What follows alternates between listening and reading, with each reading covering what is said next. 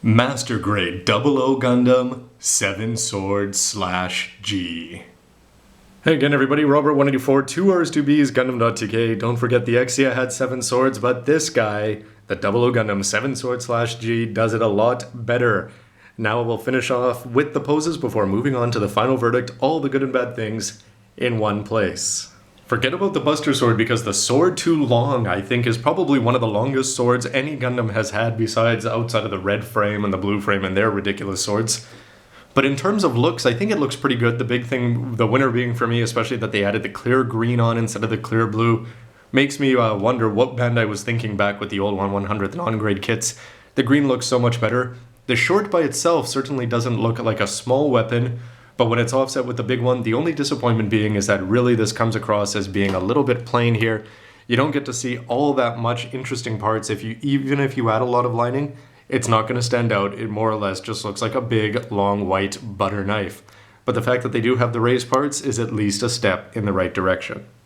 When you turn this into rifle mode, if you guess that it's going to have weight issues, you'd guess correctly, so it looks like you're going to have to use that second hand over there to support it.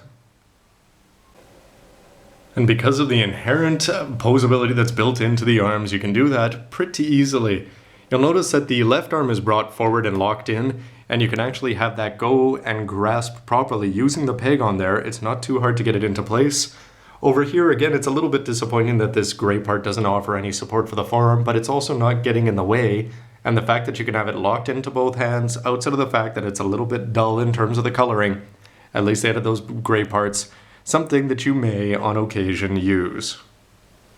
And the sword too short, which seems to have a little bit less playability, can actually come across as being a little bit fun in terms of weapons, just because A, the wire stays in place, not having any problems at all with the weight issues with the sword 2 in the other arm, and the fact that you can bend that into place, and it's not, every once in a while Bandai will put a very heavy weapon at the end of a wire, and it's not going to stay in place, but because even though there is a gray part inside those white ones down there, everything seems to work, and again, that's actually something you may choose to display.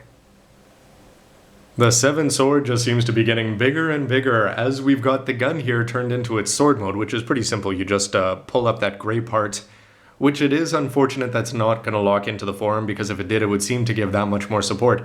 However, the arm's not having any problem holding it up, so no weight issues there. However, it is every once in a while, if you turn the hand inwards, it could fall out quite easily. Does it look like a sword to you? Well, the fact that it's got such a big green blade looks good. That big blue part then does make sense as an actual hand protector. However, I don't know if that's going to be the best mode for this weapon. It's a minor change here, and you may notice that he's missing his fingers because they're a pain to put inside there. But the GN Sword 2 blaster looks best, no surprise, as a blaster as it spins around here. One thing that works about this is that you can have this gray part lock in under the forearm, which is going to keep it in place and reduce some of the weight issues. Like I said, it's a little bit hard to get the manipulator in there, and that gray part, it doesn't really lock into place, but it looks good, and that, I think, is looking like a better and better rifle all the time. And it's a testament to the designers that you can have this at full extension. You've got the arm twisted all the way forward, not necessarily the best in terms of keeping the weapon's up and unaffected by gravity, but this one's doing a pretty good job of it. So kudos to Bandai for giving you a blaster that's this heavy and works despite being this big.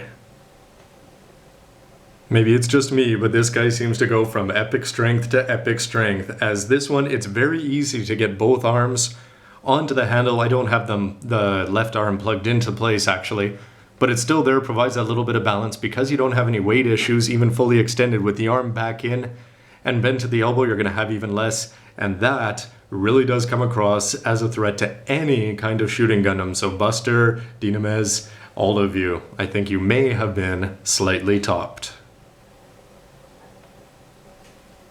Now so far I've been a little lazy and I'm not putting on all the weapons at one time. Remember that you can, any pose, it would just take a lot of patience. Might be a little bit hard to get the long stuck on there on the hip. But with this giant Buster Sword on the shoulder, it's actually going to prop it up on the ground if you use it that way, which means you can get rid of some of the ground weight issues with the legs, but having the 2 weapons, having the big gun off to the right and the big sword to the left, seems to look pretty sharp to me.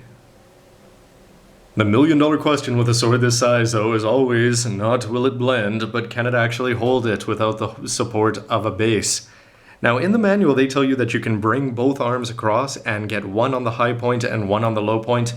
Maybe it's possible. It would take a lot of patience and I gave up.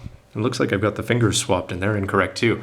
However, with the Buster Sword straight up in the air, or almost, yes, it can support the weight. So far that arm, the forearm, hasn't moved at all, so kudos to those elbows for being able to keep it from collapsing there. And that sort of reminds me of the Grand Slam from the strike, just a heck of a lot bigger. Just mucking around here. I wasn't having any problems with the forearms and the elbows keeping it up, but instead it's actually just the wrist that's going to provide the weak point every once in a while. You can see though that you can bring the arm across for certainly a sword effect, especially if I bent in that gray part.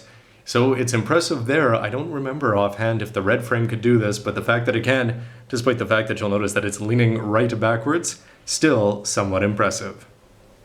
And finally, one of the whole reasons I wanted to buy this, because you can see as the shield comes around all lit up with 4 lights inside here. Remember that they're sold separately, unfortunately. I think this is certainly cool only because you've got a weapon that glows on a Gundam. Right there, that's enough for a win. The same pose as I get to the end. I tried to put everything on and you can guess that a million different things fell off. Unfortunately, I broke the gray part off the handle on the rifle over here, which is disappointing. I don't have the fingers put in, and anyway, the beam sabers, I guess, should be attached onto the back. Outside of that, everything is loaded. In terms of the playability of this shield mode, you're going to have a few problems. The first one being that on the back of the giant Buster Sword, you've got a gray panel, and that gray panel is to cover up the LED light. So you can pop the panel off, turn on the light, turn off the light, etc. The problem being is that that's what's holding it onto the arm, and if you put it in a position like this, I actually had the whole Buster Sword fall off and just the panel remain locked into the forearm, which comes across as a little bit strange. Now, as a shield, you're not going to be able to get that many poses with it. I was having a few weight issues as it fell down, but in the end, having it block across its body like this, and with the light up feature, well, I'm just going to say this is enough for me. Now that I've hit this pose, I think it's only going to go downhill from here if I try to do any more. Yes, when the Buster Sword collapses and falls off, that's exactly the panel that I'm talking about. So everybody, thanks for watching my review of the mobile suit. Stay tuned for the verdict, where I'll have all the good and bad things about this kit listed in one place, and of course I'd love to hear from you what you think with a comment down below. Always appreciated. Anyway everybody, stay tuned, thanks for sticking around, and see you next time. Lots more to come. Gundam.tk.